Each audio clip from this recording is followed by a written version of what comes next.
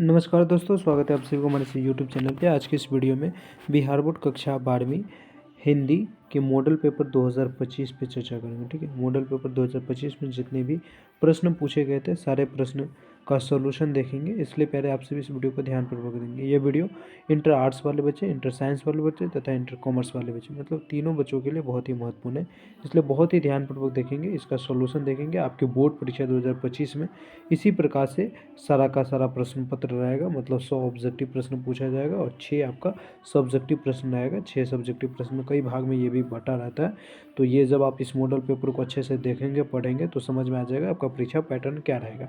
आइए बिना देरी के हुए हम ऑब्जेक्टिव प्रश्न का आंसर की जानते हैं। 100 ऑब्जेक्टिव प्रश्न पूछा गया, जिसमें से आपको कह रहा है 50 प्रश्नों का आंसर सही सही बताने के लिए। ठीक है, लेकिन इस वीडियो में हम 100 में से 100 प्रश्न का आंसर की सही सही एकदम करेक्ट बताएंगे। साथ में बताएंगे कि आप सभी आंसर की कहाँ से डाउनलोड कर सकते हैं, इसलिए पहले बहुत ही महत्वपूर्ण वीडियो होगा, आप लोग ध्यानपूर्वक देखेंगे। ठीक है, आइए बिना देरी के हुए हम पहले नंबर प्रश्न से क्लास को स्टार्ट करते हैं। पहला नंबर प्रश्न कह रहा है दिल छोटा करना मुहावरे का अर्थ क्या होता है?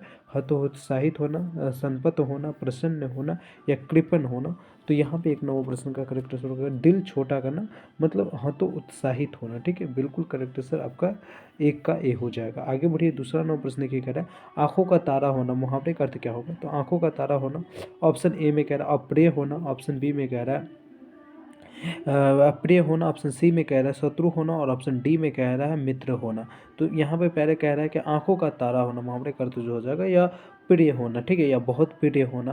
तो यहाँ पे आपका दोनों प्रश्न का बी बिल्कुल करेक्ट आंसर हो जाएगा। ठीक है, बढ़ते हैं आगे प्यारे, और यहाँ पे देखिए तीसरा नंबर प्रश्न। तीसरा नंबर प्रश्न कह रहा है लाल पीला होना मुहावरे का अर्थ क्या होता है? तो लाल पीला होना मुद्राएं बनाना, रंग बदलना, क्रोध करना या भेष बदलना। तो लाल पीला होना मुहावरे का अर्थ जो होता है यह क्रोध करना होता है। ठीक है, बिल्कुल आपका सी करेक्ट आंसर हो जाएगा। 4 नंबर प्रश्न देखिए पहले कह रहा है गोद में सोने वाले के लिए एक शब्द क्या, मतलब जो गोद में सोए उसको हम एक शब्द में क्या कर सकते हैं? गोदावरी, अंडज, अंकाशाई या पार्थिव। तो यहाँ पे पहले करेक्ट आंसर 4 नंबर प्रश्न का क्या हो जाएगा? तो 4 का बिल्कुल करेक्ट आंसर आपका सी हो जाएगा अंकसाई। क्या बताओगे? अंकसाई, गोद में सोने वाले के लिए एक शब्द में। तो बिल्कुल आपका सी करेक्ट आंसर हो जाएगा। आगे बढ़ते हैं पहले 5 नंबर प्रश्न देखिए। 5 नंबर प्रश्न कह रहा है शिक्षा शब्द है पुल्लिंग है, स्त्रीलिंग है, उभयलिंग है या इनमें से कोई नहीं। तो शिक्षा जो शब्द हो जाएगा ये स्त्रीलिंग शब्द हो जाएगा, यानी 5 नंबर प्रश्न का बी बिल्कुल आपका करेक्ट आंसर हो जाएगा। आगे बढ़ते हैं प्यारे, और यहाँ पे देखिए 6 नंबर प्रश्न। 6 नंबर प्रश्न कह रहा है सभा शब्द है पुल्लिंग है, स्त्रीलिंग है, उभयलिंग है या इनमें से कोई नहीं। तो सभा जो शब्द हो जाएगा यह स्त्रीलिंग हो जाएगा, यानी 6 नंबर प्रश्न का बी बिल्कुल करेक्ट आंसर है। 7 नंबर प्रश्न देखिए कह रहा है परीक्षा शब्द है पुल्लिंग, स्त्रीलिंग, उभयलिंग या इनमें से कोई नहीं। तो 7 नंबर प्रश्न का करेक्ट आंसर आपका बी हो जाएगा स्त्रीलिंग शब्द है। ठीक है, यानी 7 का बी बिल्कुल करेक्ट आंसर है। आगे बढ़ते हैं, और 8 नंबर प्रश्न प्यारे देखिए। 8 नंबर प्रश्न कह रहे घी शब्द है पुल्लिंग, स्त्रीलिंग, उभयलिंग या इनमें से कोई नहीं। तो आपका 8 नंबर प्रश्न का बिल्कुल करेक्ट आंसर क्या हो जाएगा? ए हो जाएगा, यानी पुल्लिंग शब्द है। ठीक है, आगे बढ़ते हैं प्यारे, और यहाँ पर देखिए प्रश्न 9 नंबर प्रश्न कह रहा है वचन के कितने भेद होते हैं? तो वचन के प्यारे आप लोग बहुत बार मैं पढ़ाया हूँ कि वचन के 2 भेद होते हैं। कितने भेद होते हैं? 2 भेद होते हैं, यानी आपका सी बिल्कुल करेक्ट आंसर हो जाएगा। ठीक है, चलिए बढ़ते हैं आगे। 10 नंबर प्रश्न देखिए। 10 नंबर प्रश्न कह अग्नि का पर्यायवाची शब्द क्या होगा? पर्यायवाची मतलब होता है एक के अनेक नाम क्या क्या हो सकते हैं। ठीक है, इतना ही समझिए, आपको समझाने के लिए मैं बता रहा हूँ। ठीक है, तो अग्नि का जो पर्यायवाची शब्द हो जाएगा व्योम नहीं होता है, वाणी वाजी भी नहीं है, भी नहीं होता, पावक होता है। ठीक है, यानी आपका 10 नंबर प्रश्न का डी बिल्कुल करेक्ट आंसर है। 11 नंबर प्रश्न देखिए कह रहा है कमल का पर्यायवाची शब्द क्या है? तो कमल का पर्यायवाची रसीम, पुष्पधनवा या भानु नहीं होता, सरोज होता है। ठीक है, तो 11 नंबर प्रश्न का पहले आपका बी बिल्कुल करेक्ट आंसर है। ठीक है, आगे बढ़ते हैं, और यहाँ पर देखिए 12 नंबर प्रश्न। 12 नंबर प्रश्न आप सबसे क्या करें, जो बहुत बोलता है उसके लिए एक शब्द में क्या कहते हैं? तो जो बहुत बोलता है उसे हम एक शब्द में गुणवान कहते हैं, वागीश कहते हैं, वाचस्पति कहते हैं या वाचल कहते हैं। तो जो बहुत बोलता है हम उसे वाचल कहते हैं। ठीक है, यानी 12 नंबर प्रश्न का बिल्कुल एक करेक्ट आंसर हो जाएगा। 13 नंबर प्रश्न देखिए कह रहा है जो पुरुष अभिनय करे उसके लिए हम एक शब्द में उसे क्या कहेंगे? तो जो पुरुष अभिनय करे उसे हम एक शब्द में क्या कहेंगे? तो अभिनेता कहेंगे, यानी आपका सी बिल्कुल सही आंसर यहीं पर रहता है। जो स्त्री अभिनय करे उसे हम क्या कहेंगे एक शब्द में? तो अभिनेत्री कहेंगे। जो इस राजनीतिक में रहता है उसे हम राजनेता या राजनीति करे तो उसे हम क्या कहेंगे? राजनेता कहेंगे। आगे बढ़िए, और यहाँ पे देखिए 14 नंबर प्रश्न कह रहा है। 14 नंबर प्रश्न क्या कहता है जल में रहने वाली सेना को हम एक शब्द में क्या कहते हैं? तो जल में जो सेना रहते हैं उसे हम नौसेना कहते कहते हैं, यानी 14 नंबर प्रश्न का सी बिल्कुल करेक्ट आंसर है। 15 नंबर प्रश्न देखिए कह रहा है तीव्र वृद्धि वाला के लिए एक शब्द क्या है, कुशाग्र वृद्धि, सहृदय, विश्ववत या आज्ञाकारी। तो आपका 15 नंबर प्रश्न का करेक्ट आंसर क्या हो जाएगा, तो 15 कुशाग्र वृद्धि। तीव्र वृद्धि जो होता है उसे हम कुशाग्र वृद्धि कहते हैं, ठीक है, बिल्कुल ए आपका करेक्ट आंसर हो जाएगा। यहाँ पे 16 नंबर प्रश्न के प्यारे प्रश्न कह रहा है कमल नयन शब्द में कौन सा समास है, तो कमल नयन शब्द में कौन सा समास है, 16 नंबर प्रश्न पूछे तो याद रखोगे बी बताओगे कर्मधारय समास। आगे बढ़ते हैं 17 नंबर प्रश्न देखिए कह रहा है आजीवन शब्द में कौन सा समास है, तो आजीवन शब्द में जो समास पूछे तो अविभाव समास है। कौन सा समास है, अविभाव समास है, बिल्कुल करेक्ट आंसर आपका ए हो जाएगा। बढ़ते हैं आगे प्यारे और यहाँ पर देखिए 18 नंबर प्रश्न।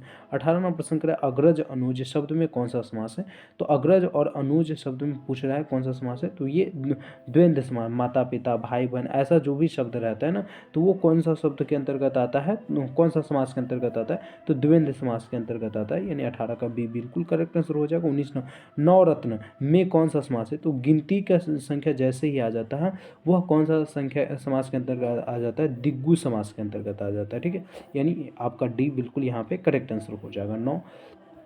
चलिए बढ़ते हैं आगे और यहाँ पे 20 नंबर प्रश्न देखिए करें आयुष्मान का पर्यायवाची शब्द क्या होगा, लघुजीवी, चिरंजीवी, मनोहर या प्रियदर्शी।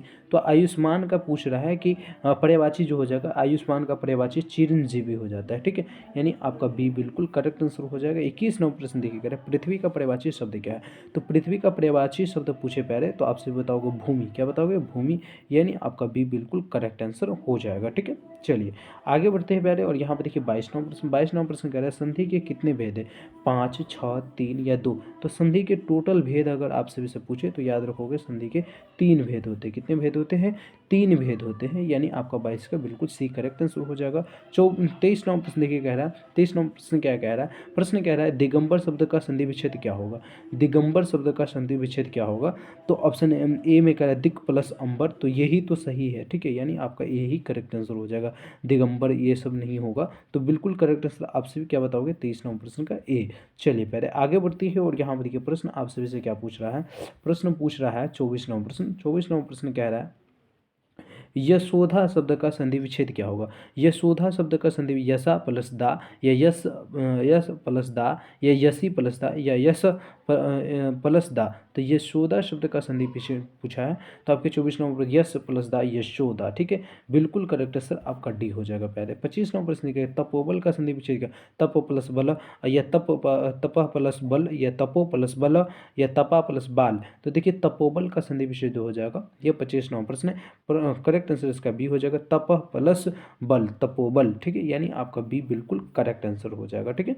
आगे बढ़ते हैं प्यारे और यहाँ पे देखिए 26 नंबर प्रश्न कह रहा है वार्तालाप शब्द का संधि विच्छेद क्या होगा, तो वार्तालाप शब्द का जो संधि विच्छेद होगा वार्ता प्लस आलाप, यानी ए बी ही इसका करेक्ट आंसर है, बिल्कुल करेक्ट आंसर ए हो जाएगा। बढ़िए प्यारे आगे और यहाँ पे देखिए प्रश्न कह रहा है महेश शब्द का संधि विच्छेद क्या है, तो महेश शब्द महा प्लस इस या महेश प्लस स या मह प्लस हेस या महा प्लस इस, तो महेश शब्द का जो संधि विच्छेद होता है महा प्लस इस महेश, ठीक है, यानी आपका 27 नंबर प्रश्न का डी बिल्कुल करेक्ट आंसर हो जाएगा। 28 नंबर प्रश्न करा है कठोर शब्द का विलोम क्या होगा, विलोम मतलब उल्टा होता है, तो कठोर का क्या हो जाएगा कोमल हो जाएगा, तो बिल्कुल करेक्ट आंसर आपका 28 नंबर प्रश्न का सी हो जाएगा, ठीक है। चलिए पहले आगे बढ़ते हैं और यहाँ पे देखो 29 नंबर प्रश्न कह रहा है स्तुति शब्द का विलोम क्या होगा, तो स्तुति शब्द का द्वेष, निंदा, प्रशंसा या घृणा, तो 29 नंबर प्रश्न का करेक्ट आंसर आपका बी हो जाएगा निंदा, क्या हो जाएगा निंदा, बिल्कुल करेक्ट आंसर आपका बी है। बढ़िया प्यारे आगे और यहाँ पे देखिए 30 नंबर प्रश्न है कनिष्ठ शब्द का विलोम क्या होगा, तो कनिष्ठ शब्द का जो विलोम होगा यह ज्येष्ठ हो जाएगा, यानी आपका बी बिल्कुल करेक्ट आंसर है। बढ़ते हैं आगे और यहाँ पे देखिए प्रश्न कह रहा है अतरंग शब्द का विलोम क्या होगा, तो अतरंग शब्द का विलोम जो हो जाएगा बहिरंग हो जाएगा, विलोम मतलब होता है उल्टा, तो अतरंग का विलोम हो जाएगा बहिरंग, ठीक है। तिमिर शब्द का विलोम क्या होगा, स्नेह, अंधकार, प्रकाश या अंधेरा, तो आपके 32 नंबर प्रश्न का पहला करेक्ट आंसर आपका तिमिर का हो जाएगा प्रकाश, यानी 32 का बिल्कुल सी करेक्ट आंसर हो जाएगा। बढ़ते हैं आगे और यहाँ पे देखिए 33 नंबर प्रश्न करें कृष्ण शब्द का विलोम क्या होगा, काला, शुक्ल, लाल या पीला, तो कृष्ण शब्द का जो विलोम होता है ये शुक्ल होता है, शुक्ल का विलोम कृष्ण, ठीक है, याद रखोगे, तो बी बिल्कुल करेक्ट आंसर हो जाएगा। 34 नंबर प्रश्न करें विज्ञान शब्द में कौन सा उपसर्ग है, तो विज्ञान शब्द में उपसर्ग पूछ रहा है कौन सा है, तो वी क्या हो जाएगा, वी जो हो जाएगा यह उपसर्ग हो जाएगा विज्ञान शब्द का, यानी आपका बी बिल्कुल करेक्ट आंसर हो जाएगा। आगे बढ़ते हैं प्यारे पुरातन शब्द में कौन सा उपसर्ग है, तो पुरातन पुरातन में जो उपसर्ग हो जाएगा आपका सी हो जाएगा, मतलब पूरा क्या हो जाएगा, पूरा। देखिए मतलब इतना याद रखिएगा, उपसर्ग जब भी टूटेगा ना प्यारे तो अर्थ देकर टूटेगा या अर्थ लेकर टूटेगा, ठीक है। जैसे यहाँ पे देखिए, यहाँ पे मैं आपको समझाने के लिए बता रहा हूँ, ज्ञान, देखिए यहाँ पे ज्ञान क्या किया, तो ज्ञान छोड़ दिया, मतलब अर्थ देकर यह मतलब निकल गया तो वी हो गया, और यहाँ पे क्या कर रहा है, तो अर्थ छोड़ रहा है, मतलब अर्थ यहाँ पे लेकर निकल रहा है पूरा, ठीक है। पूरा तन, तन भी यहाँ पे दो दो दो शब्द मिल रहा है, ठीक है। तो पूरा तन, यानी जब भी टूटेगा तो इतना याद रखिए कि अर्थ लेकर या अर्थ छोड़कर टूटेगा। तो बिल्कुल करेक्ट है सर। आप सिर्फ 35 नंबर प्रश्न का क्या बताओगे, तो 35 का यहाँ पे आपका सी बिल्कुल सही आंसर है, और यहाँ पे आपका 34 नंबर प्रश्न का बी बिल्कुल करेक्ट आंसर है, ठीक है। आगे बढ़ते हैं पहले, और यहाँ देखिए मैं ये समझाने के लिए बता रहा हूँ, जब इसका परिभाषा आप लोग पढ़े होंगे तो आपको पता होगा बेहतर परिभाषा इसका क्या होता है, ठीक है। और मैं भी बता सकता हूँ, लेकिन अभी हिंदी व्याकरण की क्लास नहीं करा रहा हूँ, पढ़ा रहा हूँ, केवल क्वेश्चन आंसर करवा रहा हूँ, इसलिए उस पर मैं फोकस नहीं कर रहा हूँ, ठीक है। यहाँ पे देखिए 36 नंबर प्रश्न करा, आदिकाल शब्द में उपसर्ग कौन सा, आदि, आदि, अति या इति। तो उपसर्ग देखिए आदिकाल, आदिकाल तो आदि हो जाएगा, काल एक शब्द हो जाता है, ठीक है। तो टूटा तो अर्थ दिया ना, तो बिल्कुल करेक्ट आंसर क्या हो जाएगा, 36 नंबर प्रश्न का ए बिल्कुल करेक्ट आंसर हो जाएगा। यहाँ पे 37 नंबर प्रश्न देखिएगा, ममेरा शब्द में कौन सा प्रत्यय। अब देखिए ये प्रत्यय जो है ये टूटता है ना तो अर्थ नहीं देता है, ठीक है। ममेरा, ममेरा, एरा क्या हो जाएगा, एरा इसका जो हो जाएगा यह प्रत्यय हो जाएगा। तो देखिए एरा कोई शब्द है नहीं ना, ये जब भी टूटता है तो अर्थ नहीं देता, ठीक है। या ममे, ममे बच गया तो ये भी कोई शब्द बन रहा है नहीं ना, बन रहा है, तो इसलिए याद रखोगे, तो ये शब्द नहीं देता, वो शब्द देता है। इस बात को थोड़ा सा ध्यान में रखेंगे आप लोग, मतलब ये आसान ट्रिक है पहचानने का, ठीक है। तो बिल्कुल यहाँ पे आपका 37 नंबर प्रश्न का ये सही आंसर हो जाएगा। आगे बढ़ते हैं 38 नंबर प्रश्न देखिए, कह रहा है पढ़ाई शब्द में कौन सा प्रत्यय, पढ़ाई, आई, आई क्या हो जाएगा, इसका प्रत्यय हो जाएगा। तो यानी 38 नंबर प्रश्न का बिल्कुल एक करेक्ट आंसर हो जाएगा। 39 नंबर प्रश्न देखिए, कह रहा है दिखावट शब्द में कौन सा प्रत्यय, दिखावट, आवट, ये क्या हो जाएगा, आवट हो जाएगा। मतलब आपके 39 नंबर प्रश्न का डी बिल्कुल करेक्ट आंसर हो जाएगा प्यारे। बढ़ते हैं आगे प्यारे 40 नंबर प्रश्न देखिए, कह रहा है शास्त्र शब्द का विशेषण क्या होगा, शास्त्रिक या शास्त्रीय या शास्त्रीय या शास्त्रीय। तो 40 नंबर प्रश्न का करेक्ट आंसर हो जाएगा शास्त्रीय। शास्त्र शब्द का जो विशेषण होगा यह शास्त्रीय होगा। 41 नंबर प्रश्न देखिए, कह रहा है रंग शब्द का विशेषण क्या होगा, रंगून, रंगरेज, रंगबाज या रंगीन। रंग शब्द का विशेषण पूछा है तो रंगीन जो हो जाएगा ये इसका विशेषण हो जाएगा। मतलब 41 नंबर प्रश्न का डी बिल्कुल करेक्ट आंसर हो जाएगा। आगे बढ़िए, आगे बढ़ते हैं 42 नंबर प्रश्न देखिएगा, वेद शब्द का विशेषण क्या, वैदिक, वैदिकादि या अवेद या वेदांत। तो 42 नंबर प्रश्न का पहले करेक्ट आंसर क्या हो जाएगा, तो ए हो जाएगा वैदिक। क्या बताओगे, वैदिक। आगे बढ़ते हैं 43 नंबर प्रश्न की, कह रहा है आचार्य शब्द में कौन सा संज्ञा है। तो आचार्य शब्द में जो संज्ञा होगा यह जातिवाचक संज्ञा होगा। कौन सा संज्ञा होगा, जातिवाचक संज्ञा होगा। आगे बढ़ते हैं प्रश्न देखिए 44 नंबर प्रश्न करें, चतुराई शब्द में कौन सा संज्ञा है, चतुराई शब्द में कौन सा संज्ञा है। 44 नंबर प्रश्न, 44 नंबर प्रश्न का करेक्ट आंसर आपका सी हो जाएगा, भागवाचक, सॉरी भाववाचक होगा।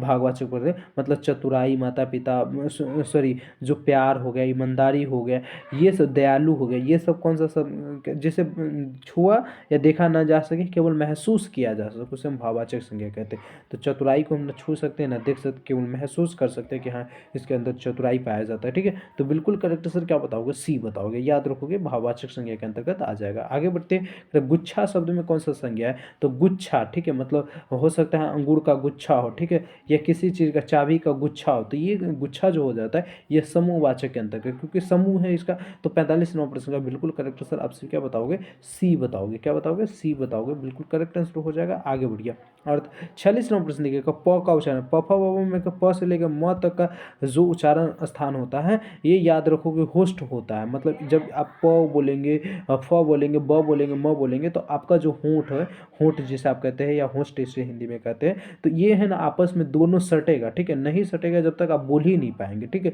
कोशिश कर लीजिएगा दोनों लुल को पर रख के आप प बोलने का, तो नहीं बुलाएगा, या प बोलेंगे कोई भी चीज़, ठीक है। तो ये प का उच्चारण स्थान जो है होस्ट है, ठीक है, याद रखोगे, ठीक है। आगे बढ़ते हैं प्यारे, अरे द का उच्चारण तथ दद में के जो दो होता है, तथ दद से लेके जो ध तक या न तक होता है, न तक होता है ना, तथ दद न, तो न तक के मतलब इसका उच्चारण स्थान क्या होता है, 47 नंबर प्रश्न का। तो 47 का करेक्ट आंसर आपसे बताओगे सी, दंत, ठीक है। त थ द ध न, तो ये सब जब बोलोगे ना तो दंत आपस में सटता है, दंत से ये आवाज़ निकलता है, ठीक है। तो ये बिल्कुल आपका करेक्ट आंसर सी हो जाएगा। क ख ग घ में के जितने भी होता है क ख ग से लेकर अंग तक, ये जब हम बोलते हैं तो यह कंठ से बोलते हैं, ठीक है। कंठ से इसका का आवाज़ निकलता है। याद रखोगे, ये सब बहुत ही महत्वपूर्ण उच्चारण स्थान से आपके एग्जाम में देख लीजिए क्वेश्चन पूछा जाएगा। मॉडल पेपर इसीलिए जारी किया जाता है ताकि बच्चों को पता चल सके कि आपका एग्जाम में किस लेवल का प्रश्न आएगा, कहाँ से प्रश्न आएगा, किस टॉपिक से प्रश्न आएगा। इसलिए बच्चों को मॉडल पेपर पढ़नी चाहिए, ठीक है। बहुत सारे टीचर कहते हैं कि पढ़ोगे फिर भी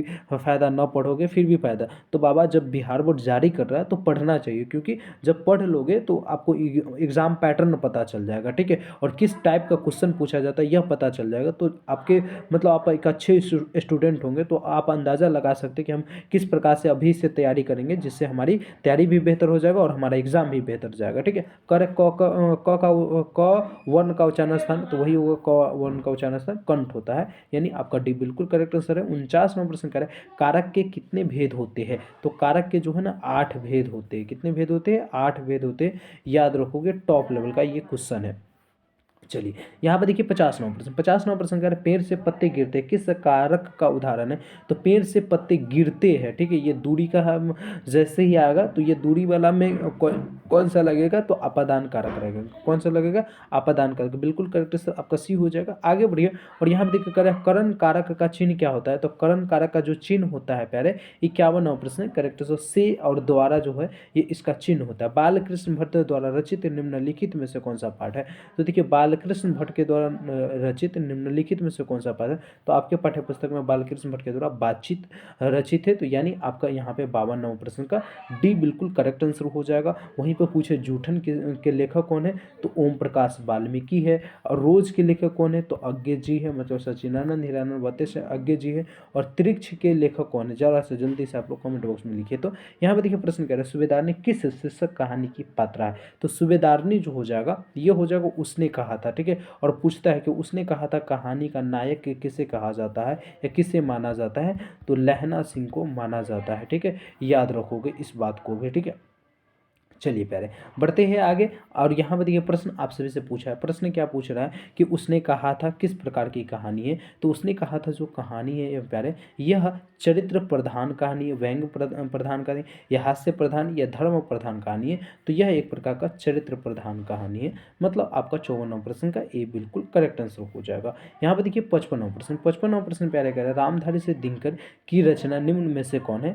त्रिक्ष, अर्धनारीश्वर, शिक्षा या संपूर्ण क्रांति? तो रामधारी से दिनकर की जो रचना हो जाएगा ये कौन सा रचना हो जाएगा? अर्धनारीश्वर। क्या हो जाएगा? अर्धनारीश्वर के लेखक रामधारी सिंह दिनकर है, ठीक है। तो यानी आपका बी बिल्कुल करेक्ट आंसर हो जाएगा। संपूर्ण क्रांति के लेखक तो आपको पता है जयप्रकाश नारायण है। शिक्षा के लेखक जय कृष्ण मूर्ति है। आगे बढ़ते हैं प्यारे, और यहाँ पर देखिए 56वां प्रश्न। 56वां प्रश्न कह रहा है, रामधारी से दिनकर का जन्म स्थान कहाँ है? रांची झारखंड, लखनऊ उत्तर प्रदेश, या इटारसी मध्य प्रदेश, या सिमरिया बिहार? तो देखिए सिमरिया बेगूसराय बिहार में जो है यह रामधारी से दिनकर का जन्म हुआ था, यानी आपका डी बिल्कुल करेक्ट आंसर हो जाएगा। 57वां प्रश्न देखिए प्यारा कह रहा है, रामधारी से दिनकर किस युग के कवि थे? तो रामधारी से दिनकर जो थे भारतेंदु युग के नहीं, रीति युग के नहीं, द्रविड़ युग के, शैवोत्तर युग के कवि थे, यानी आपका यहाँ पर भी डी बिल्कुल करेक्ट आंसर हो जाएगा, ठीक है। आगे बढ़ते हैं।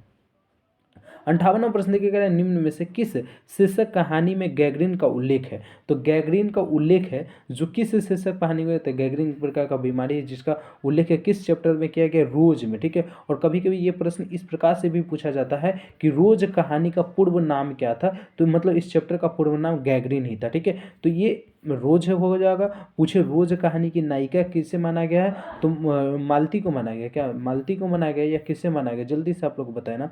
और आगे देखिए प्रश्न कह रहा है, रोज शीर्षक कहानी की नायिका कौन है? देखिए ये प्रश्न आ भी गया, मैं वही बोल रहा था अभी। तो रोज शीर्षक कहानी की जो नायिका है यह मालती को माना गया, यानी आपका बी बिल्कुल करेक्ट आंसर हो जाएगा 59वां प्रश्न का। चलिए पहले आगे बढ़ते हैं, और यहाँ पर देखिए प्रश्न आप सभी से 60वां प्रश्न। 60वां प्रश्न क्या पूछा है? 60वां प्रश्न पूछ रहा है कि अज्ञे के पिता का क्या नाम था? अज्ञे जी के पिताजी का क्या नाम था? 60वां प्रश्न। Doctor Dayanand Shastri, doctor Hiranand Shastri, doctor Achyutanand Shastri, या डॉक्टर अभयानंद शास्त्री? तो इसका करेक्ट आंसर हो जाएगा बी, यानी अज्ञे जी के पिताजी का नाम क्या था? तो डॉक्टर हीरानंद शास्त्री था, यानी बी बिल्कुल करेक्ट आंसर है। 61वां प्रश्न देखिए प्यारा कह रहा है कि भगत सिंह की रचना निम्न में से कौन सी? एक लेख, एक पत्र, संपूर्ण क्रांति, ओ सदा नेहरा, या उसने कहा था? तो भगत सिंह की रचना एक लेख और एक पत्र है, यानी आपका ऑप्शन ए ए बिल्कुल करेक्ट आंसर हो जाएगा। चलिए पहले आगे बढ़ते हैं। कह रहे चौर कैसे ताल है, उथले ताल है, चौड़े ताल है, गहरे है या लंबे ताल है। तो यहाँ पे आपके 62 नंबर प्रश्न का करेक्ट आंसर हो जाएगा चौड़ जो है ये एक उथले ताल है। आगे बढ़ते हैं 63 नंबर प्रश्न देखिए। कह रहे बिस्नी किस शीर्षक एकांकी की पात्रा है, बिस्नी जो है किस शीर्षक एकांकी की पात्रा है। तो यहाँ पे आपका करेक्ट आंसर हो जाएगा सिपाही की माँ। क्या बताओगे, सिपाही की माँ।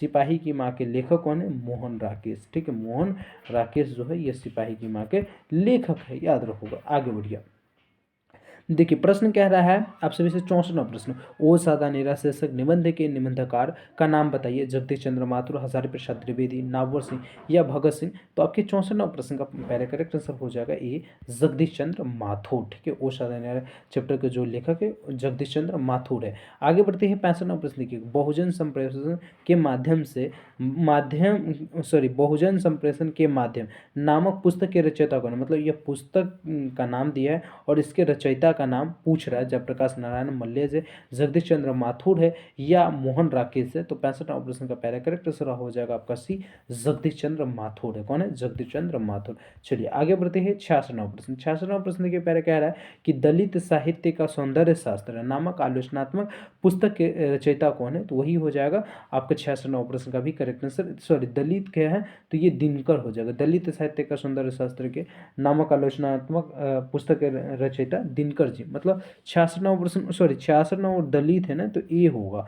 मैं गलत बता रहा था, ओम प्रकाश वाल्मीकि होगा, दलित है। ठीक है, तो बिल्कुल एक करेक्ट आंसर हो जाएगा 66 का। 67वां प्रश्न देखिए कह रहा है ओम प्रकाश और कलीराम किस शीर्षक पाठ के पात्र है। ओम प्रकाश और कलीराम जो है ये किस शीर्षक पाठ के पाठ है। तो जूठन की हो जाएगा। क्या हो जाएगा, जूठन की। यानी आपके 67वां प्रश्न का पहले करेक्ट आंसर क्या हो जाएगा, तो बी बिल्कुल सही आंसर है। चलिए आगे बढ़ते हैं और यहाँ पे देखिए 68वां प्रश्न। 68वां प्रश्न प्यारे पूछ रहा है कि आदमी यथार्थ को जीता ही नहीं यथार्थ को रचता है, यह कथन किस लेखक का है। जे कृष्णमूर्ति, नागवर सिंह, मल्लेज, उदय प्रकाश।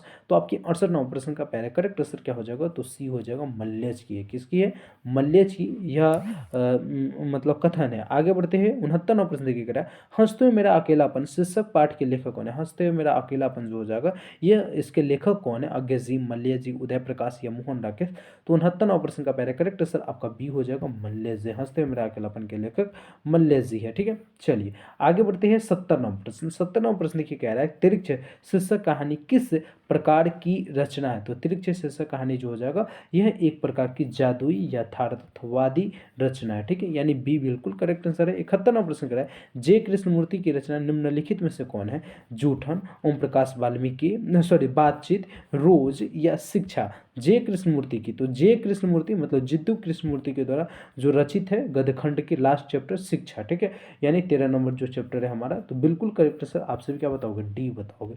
आगे बढ़ते हैं और यहाँ पर देखिए 72वां प्रश्न। 72वां प्रश्न प्यारे क्या पूछा हुआ, 72वां प्रश्न कह रहा है कि लीड बेटर के अनुसार जे कृष्णमूर्ति क्या थे। लीड बेटर के अनुसार जे कृष्णमूर्ति क्या थे। देश शिक्षक थे, राज्य शिक्षक थे, विश्व शिक्षक थे या ग्रामीण शिक्षक थे।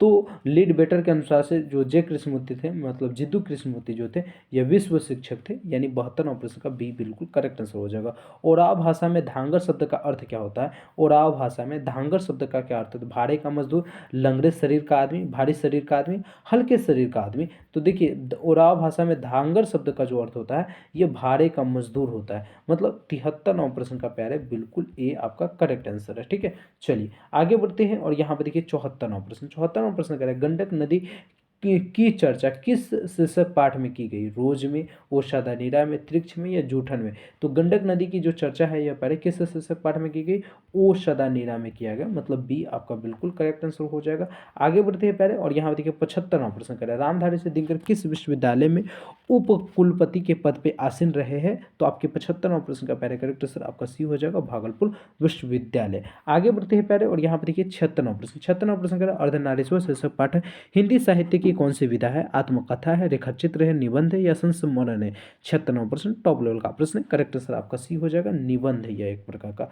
आगे बढ़िए 77वां प्रश्न देखिए कह रहा है स्पीच का उद्देश्य सुनने वाले के मन में जोश और उत्साह पैदा कर देना है। मतलब स्पीच सुनने वाले के मन में जोश और उत्साह पैदा कर देना है। यह उक्ति है किसकी है? तो यह स्पीच कौन देता है? बाल कृष्ण भट्ट, अशोक वाजपेयी, प्रेमचंद्र या रघुवीर सहाय। तो देखिए यहाँ पे आपके स्पीच सुनने वाले के और के मन में जोश और उत्साह मतलब पैदा कर देना है। तो आपके 77वां प्रश्न का यह जो उक्ति है किसकी है? तो बालकृष्ण भट्ट की, ठीक है, क्योंकि यह बच्चेत में ऐसा कहा गया है। तो बिल्कुल करेक्ट सर, आप सब क्या बताओगे? डी बताओगे। चलिए आगे बढ़ते हैं प्यारे, और यहाँ पे देखिए 78वां प्रश्न कह रहा है प्रकृति वर्णन संबंधित कविता है। तो मतलब प्रकृति का वर्णन किस कविता में की गई है? हार जीत में, उषा में, अधिनायक में या छपय में। तो आपका 78वां प्रश्न का बिल्कुल करेक्ट आंसर क्या हो जाएगा? उषा में प्रकृति का वर्णन किया गया, मतलब बी आपका बिल्कुल करेक्ट आंसर है। 79वां प्रश्न देखिए कह रहा है कवियों का कवि किसे कहा जाता है? तो कवियों का कवि शमशेर बहादुर सिंह को कहा जाता है, स्मितानंद पंत को कहा जाता है, निराला को कहा जाता है, सूर्यकांत त्रिपाठी निराला को, या जयशंकर प्रसाद को कहा जाता है। तो आपके 79वां प्रश्न का पहले करेक्ट आंसर क्या हो जाएगा? तो बिल्कुल करेक्ट आंसर आपसे बताओगे शमशेर बहादुर सिंह को कवियों का कवि कहा जाता है, यानी ए आपका बिल्कुल करेक्ट आंसर हो जाएगा। आगे बढ़िए 80वां प्रश्न देखिए मुक्तिबोध का पूरा नाम क्या है? माधव मुक्तिबोध, गजानन मुक्तिबोध, गजानन माधव मुक्तिबोध या गजानन माधव। तो देखिए मुक्तिबोध का जो पूरा नाम है ये गजानन माधव मुक्तिबोध है, यानी 80वां प्रश्न का बिल्कुल आपका सी करेक्ट आंसर हो जाएगी। चलिए आगे बढ़ते हैं पहले, और यहाँ पे देखिए 81वां प्रश्न ज्ञानेंद्र पति किस प्रशासनिक पद पे कार्यरत थे? रेल पदाधिकारी, काराध्यक्ष, सेनाधिकारी या जिलाध्यक्ष। तो आपकी 81वां प्रश्न का करेक्ट आंसर बी हो जाएगा काराध्यक्ष, ठीक है। ज्ञानेंद्र पति किस प्रशासनिक पद पे कार्यरत थे? तो काराध्यक्ष पद पे कार्यरत थे। आगे बढ़ते हैं प्यारे, और यहाँ पे देखिए 82वां प्रश्न कह रहा है गाँव का घर शीर्षक कविता के कवि कौन है? गाँव का घर शीर्षक कविता के कवि कौन है? भूषण, सूरदास, नवादास या ज्ञानेंद्र पति। 82वां प्रश्न करेक्ट आंसर आपका डी हो जाएगा ज्ञानेंद्र पति। क्या बताओगे? ज्ञानेंद्र पति। आगे बढ़िए प्यारे, और यहाँ पर देखिए प्रश्न आप सभी से 83वां प्रश्न कह रहा है उषा शीर्षक कविता के कवि कौन है? रघुवीर सहाय, शमशेर बहादुर सिंह, जयशंकर प्रसाद, सुभद्रा कुमारी चौहान। सुभद्रा कुमारी चौहान के द्वारा तो पता ही होगा पुत्र वियोग लिखा गया है, ठीक है, लेकिन उषा पूछा है तो उषा का करेक्ट आंसर यानी 83वां प्रश्न का बी हो जाएगा शमशेर बहादुर सिंह। आगे बढ़िए, और यहाँ पे देखिए प्रश्न प्यारे 84वां प्रश्न कह रहा है तुलसीदास का जन्म कहाँ हुआ था? राजपुर बांदा उत्तर प्रदेश, निहालपुर इलाहाबाद उत्तर प्रदेश, सयोपुर ग्वालियर मध्य प्रदेश या कसैया कुशीनगर उत्तर प्रदेश। तो 84वां प्रश्न का करेक्ट आंसर आपका ए हो जाएगा राजापुर बांदा उत्तर प्रदेश में तुलसीदास जी का जन्म हुआ था। कवि भूषण की कविता में कौन सा रस पाया जाता है? कवि भूषण की कविता में कौन सा रस पाया जाता है? वात्सल्य रस, भक्ति रस, वीर रस या श्रृंगार रस। तो कवि भूषण की कविता में कौन सा रस पाया जाता है? यदि आपसे एग्जाम में पूछे याद रखना वीर रस। क्या बताओगे? वीर रस, मतलब आपका सी बिल्कुल करेक्ट आंसर हो जाएगा।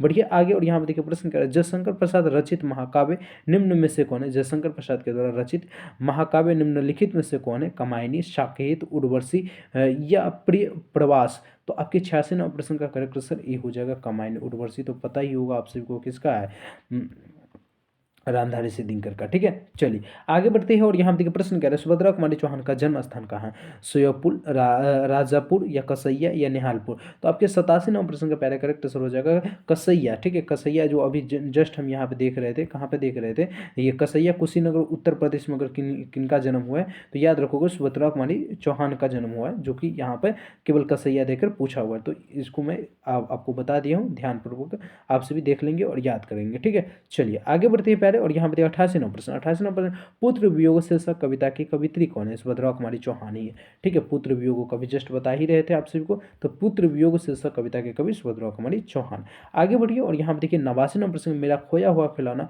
कब तक मेरे पास अब तक मेरे पास न आया, यह पंक्ति किस शीर्षक कविता की? तो ये मेरा खोया हुआ खिलौना की बात कर रहा है, मतलब पुत्र वियोग की ही बात है। तो बिल्कुल करेक्ट आंसर 89वां प्रश्न का ए सही है, ठीक है। चलिए आगे बढ़ते हैं 90वां प्रश्न 90वां प्रश्न देखिए कह रहा है पंचायती राज में जो खो गए पंच परमेश्वर, यह पंक्ति किस शीर्षक कविता की?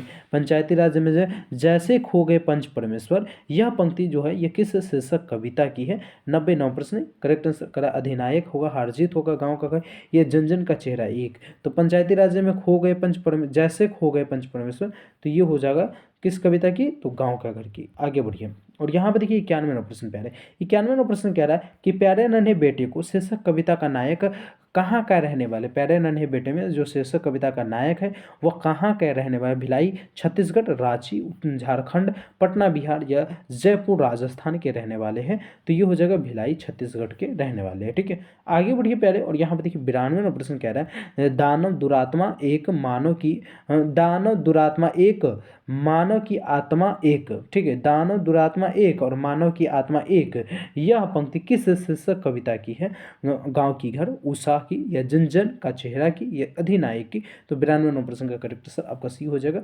जन जन का चेहरा की। ठीक है, आपको कविता याद रखना पड़ेगा। अगर कविता देखिए ऐसे प्रश्न तो मैं बहुत सारे छात्रों को ऑफलाइन में या ऑनलाइन में भी मैं बोलता हूँ कि अगर 100% आपको याद है कि हाँ इसी कविता की यह पंक्ति है या इसी कहानी की यह पंक्ति है, तब जाकर आप है वहाँ पे मार्कशीट में गोला में आप लोग घसीएगा, मतलब आंसर लगाइएगा। नहीं याद रहे 100% तो आप लोग है ना इस क्वेश्चन को छोड़ सकते हैं, क्योंकि आपके पास है ना 100 क्वेश्चन रहता है। ठीक है, 100 क्वेश्चन है तो दूसरा क्वेश्चन ट्राई कीजिए, केवल 50 ही तो बनाना रहता है 100 में।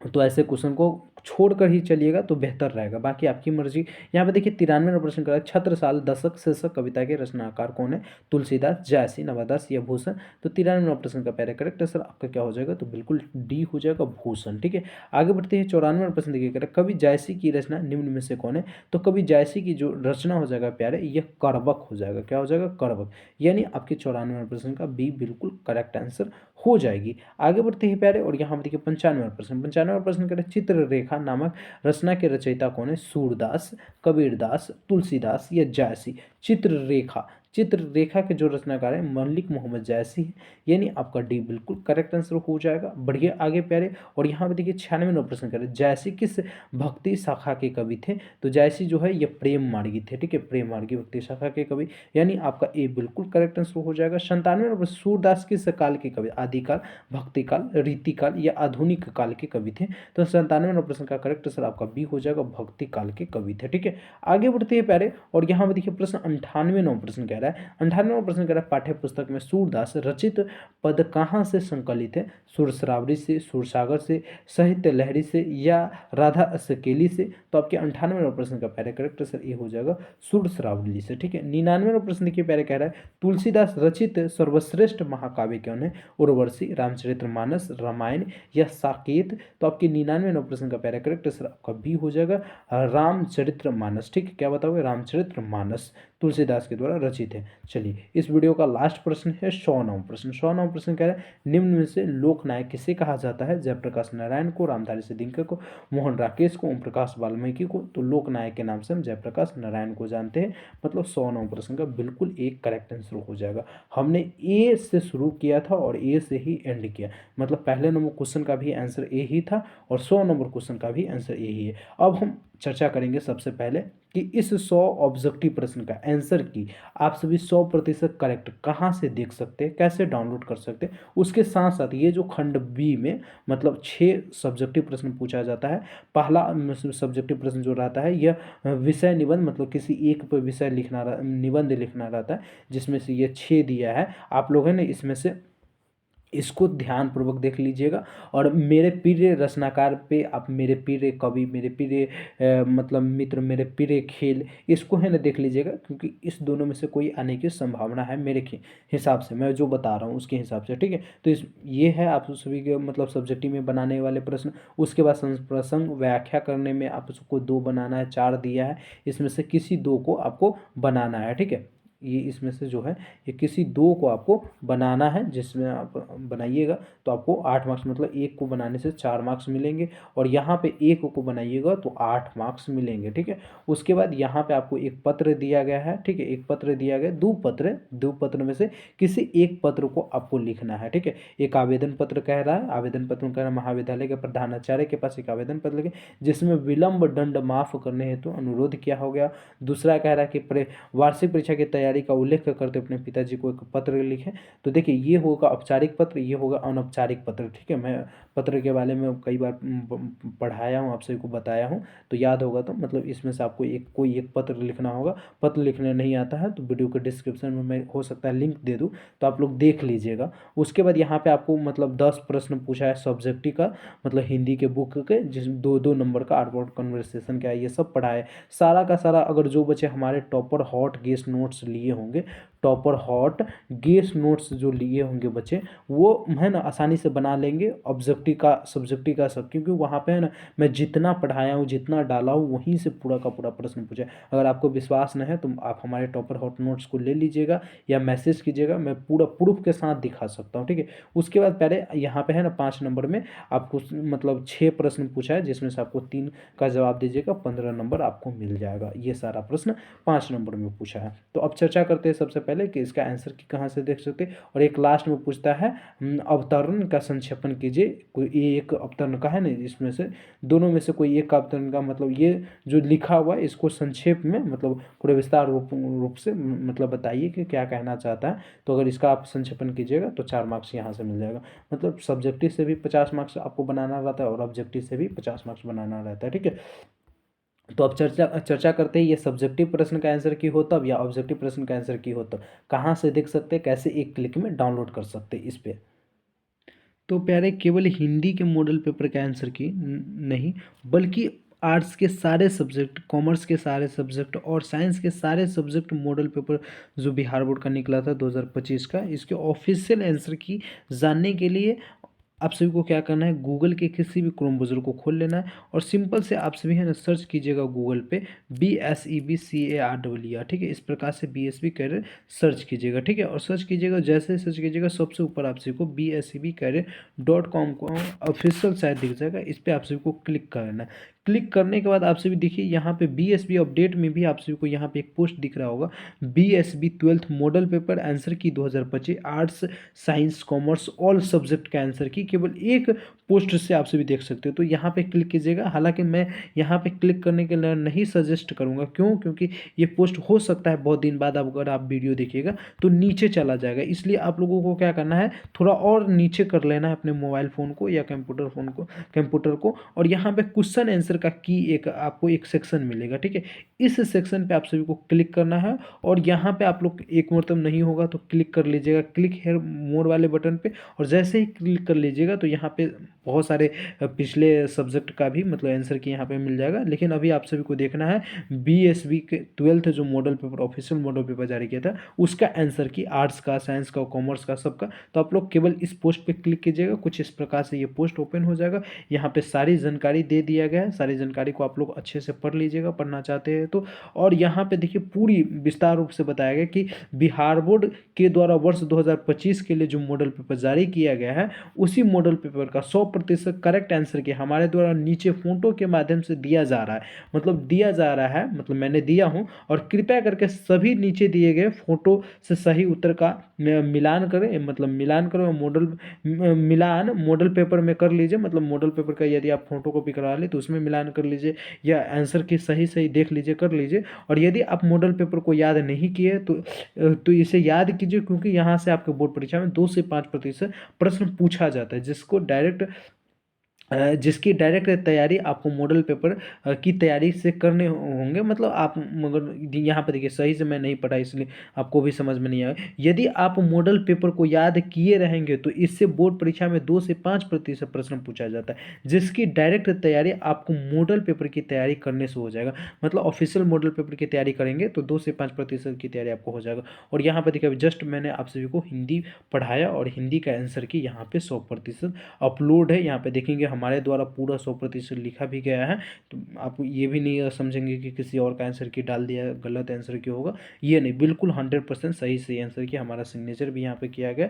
50 प्रश्न का उत्तर ऊपर है और उसके बाद 50 प्रश्न का उत्तर नीचे, मतलब 100 प्रश्न का उत्तर यहाँ पे दिया गया हिंदी का, ठीक है। और उसके बाद यहाँ पे कंक्लूजन दे दिया गया है। लेकिन इसी पोस्ट में आप सभी को जैसे अभी हम हिंदी पढ़ा दिए तो हिंदी के आंसर के अपलोड कर दी, उसी प्रकार से जो जो सब्जेक्ट मैं पढ़ाते जाऊँगा इसी पोस्ट में नीचे अपडेट करते रहूँगा, ठीक है। तो आप लोग इस पोस्ट में आकर देख लीजिएगा, सारे आंसर की उतार लीजिएगा, अपने कॉपी में उतारना हो तो, या आप लोग मतलब जैसे चाहे वैसे याद कर लीजिए मॉडल पेपर को, क्योंकि क्वेश्चन यहाँ से तो पूछा ही जाता है, इसलिए आप लोगों को पढ़ लेनी चाहिए मॉडल पेपर। चलिए मिलते हैं अगले वीडियो में, जब तक के लिए जय हिंद जय Bharat, thank you so much. और यदि प्यारे आप सभी क्लास 12th हिंदी का टेस्ट देना चाहते हैं तो आप लोग हैं ना यहीं पे आकर एक लिंक मिलेगा आप सभी को, ऑनलाइन क्यूज वाला सेक्शन, ठीक है। यहाँ पे आप लोग देखेंगे तो हिंदी का क्यूज आप सभी को मिल जाएगा। देखिए यहाँ पे लिखा हुआ है, एक पोस्ट मिलेगा Bihar board 12th Hindi test quiz, सभी अध्याय के टेस्ट दीजिए। तो आप लोग इस लिंक पे केवल क्लिक कीजिएगा तो हिंदी के सारे चैप्टर का एक एक बाई मतलब टेस्ट मिल जाएगा। तो इस टेस्ट को दीजिएगा, हर एक टेस्ट में 20, 25, 30 क्वेश्चन डाला गया, तो इस टेस्ट को आप सभी दीजिएगा। तो इससे क्या होगा, आपकी ऑब्जेक्टिव की तैयारी भी बहुत बेहतर हो जाएगा। तो आइए और वेबसाइट पे विजिट कीजिए और सारी जानकारी प्राप्त कीजिए। यदि कोई भी क्वेश्चन हो, प्रॉब्लम हो तो आप लोग हमसे पूछ लीजिएगा, मैं बता दूंगा। चलिए मिलते हैं अगले वीडियो में, जब तक के लिए जय हिंद जय Bharat, thank you so much.